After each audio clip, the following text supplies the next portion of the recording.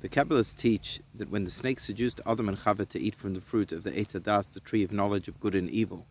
the snake injected a zuama, a spirit of impurity, into Chava and into Adam, and thereby brought that spirit of impurity into the world to bring it to a state of corruption. It has been our avodah, our work ever since, as the Jewish people, to rectify this corruption and bring the world back to a messianic state, which we realized with the coming of Mashiach.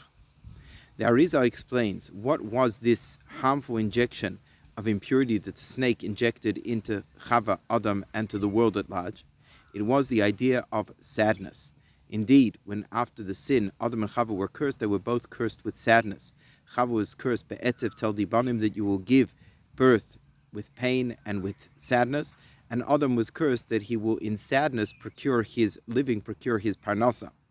So really, if we think about it, the difference between a perfect ge'uladika world, a world of perfection, and the corrupted world, which was post the sin, it is the difference between a state of happiness and a state of atzvos, a state of sadness and depression.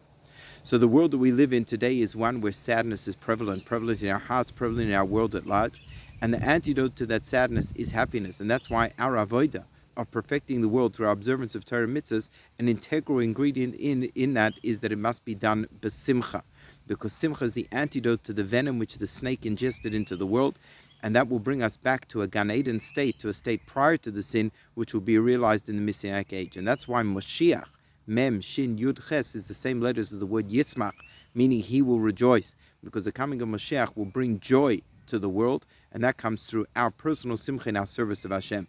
So just as in the macro sense, Golus, the idea of limitation, contraction, and corruption, is embodied in the quality of sadness, whereas Geula, liberation, is the state of joy, so too, when we fall into the lapses of sadness and depression and anxiety, we are suffering a personal miniature form of exile.